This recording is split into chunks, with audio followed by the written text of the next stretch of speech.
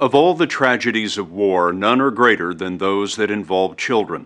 Caught in the crossfire or hit by a roadside bomb, children are often wounded, but rarely receive the heroic, high-tech medical care that our troops depend on.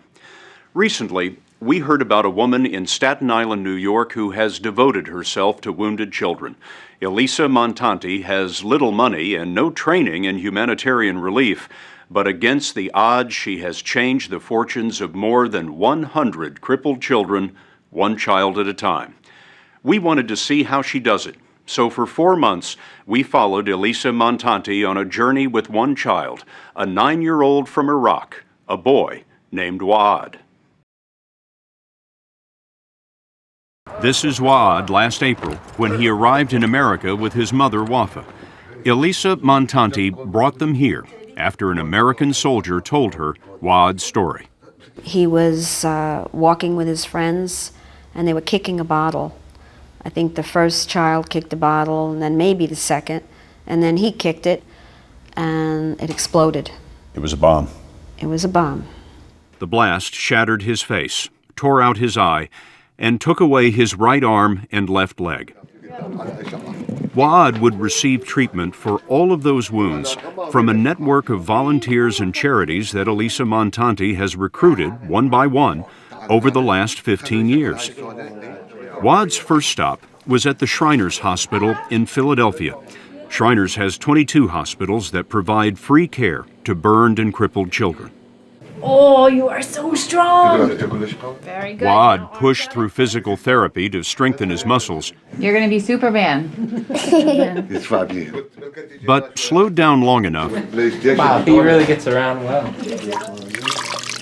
to get fitted for a new arm and leg that the Shriners made for him. Then it was a trip to see an ocular specialist, Annette Kersrott, who also volunteers for Elissa. A prosthetic eye was the first step in improving Whad's appearance. Happy? Happy? Happy. But the tougher part would be reconstructing his face. Whad, how are you, buddy? That was the challenge for plastic surgeon Kaveh Elizadeh. He's a Long Island volunteer recruited by Elissa. So there's this increasing pool of people that get drawn into her world, and if you're lucky or unlucky enough to be excited about this stuff, you get pulled in. Can you blow up your cheeks really big? Good, mama. When you first approach a hospital or a doctor to ask them for potentially hundreds of thousands of dollars in free medical care, what's your pitch? What do you tell them? I tell them this true story. Here's a child that's battered. I just tell them the reality. I expect them to help. I'm grateful because they don't have to help. But I expect that they would, because how could you not?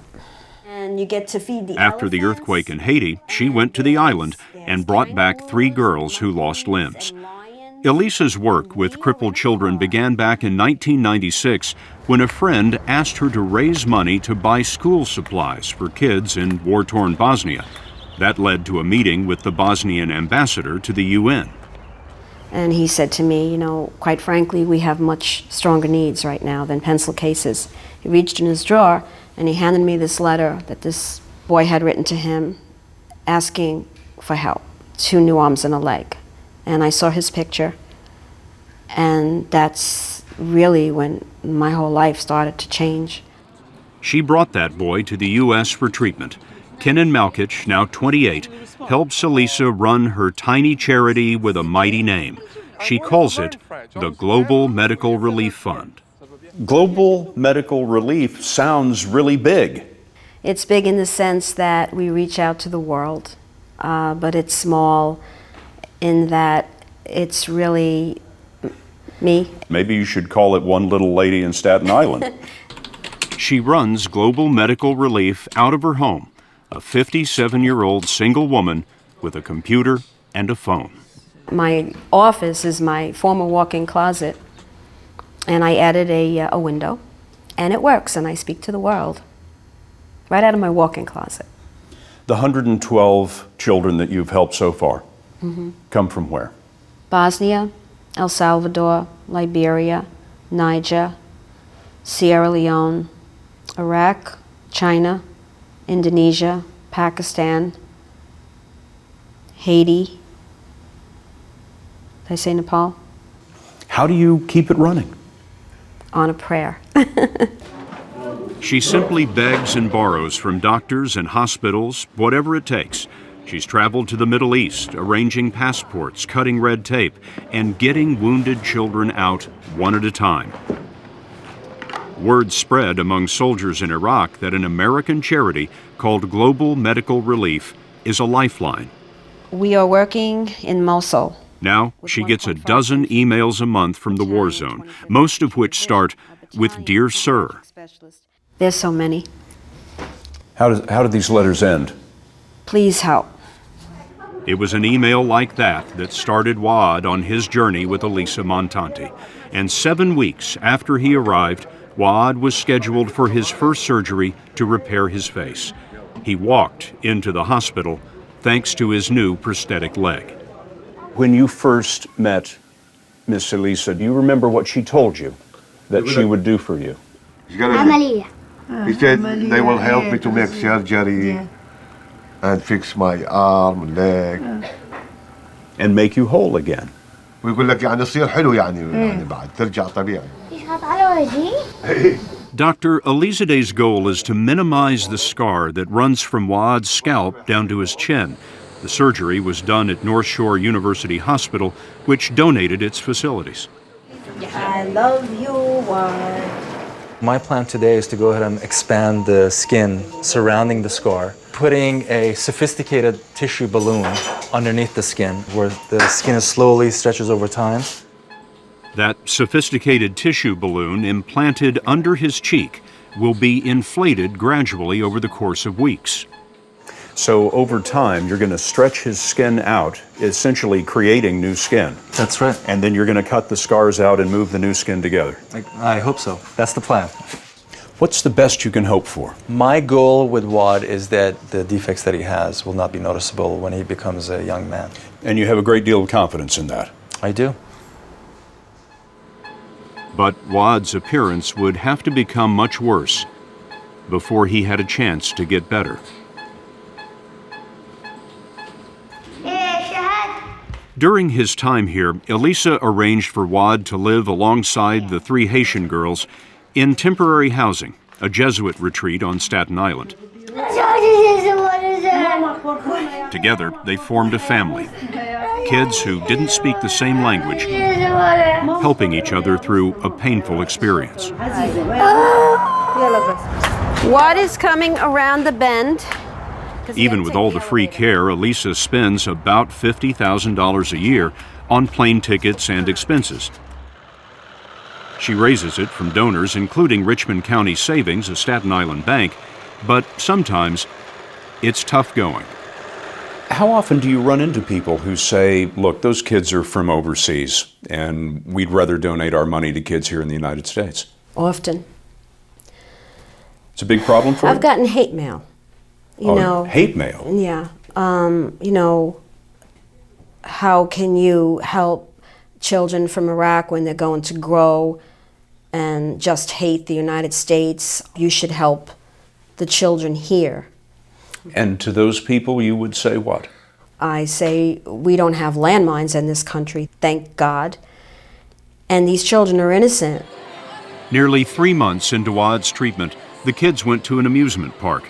The balloons under Whad's face had been successfully inflated, but remember, we said things would get worse before they got better. This was Whad in June. Imagine what it takes to be a stranger in America and place your faith in a painful procedure you don't understand. Some people need courage for a roller coaster.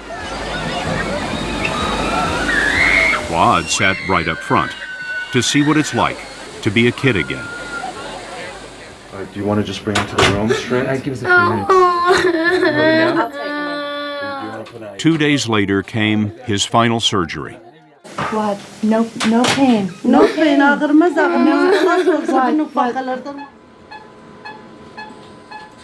Over 2 hours, Dr. Elizade removed the balloons from under Whad's skin, cut out the scars and join the new skin together.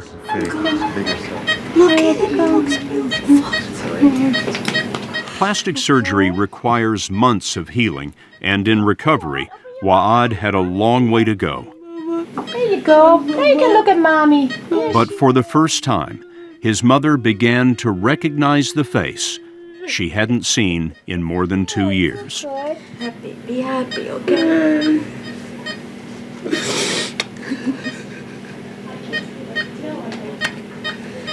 Sleepy.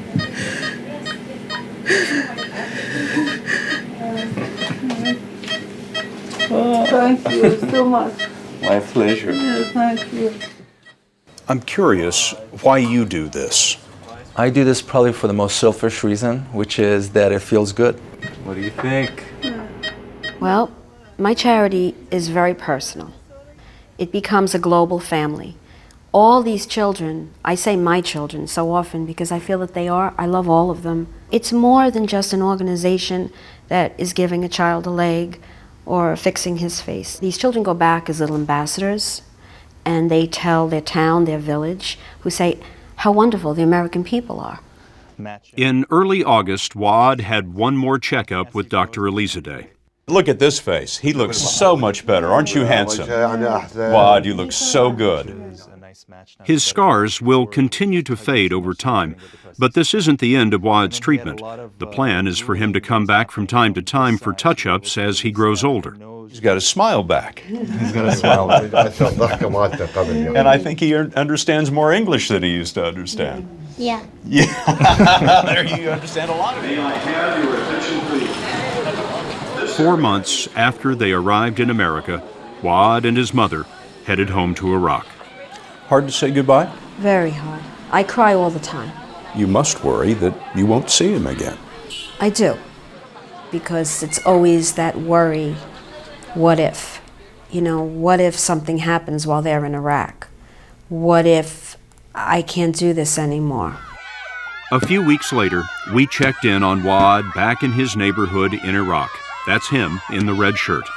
We found the boy who'd been disfigured and left to hop on one leg was back with a smile and a pretty solid kick. Go to 60minutesovertime.com to hear from the first child Elissa Montanti ever helped.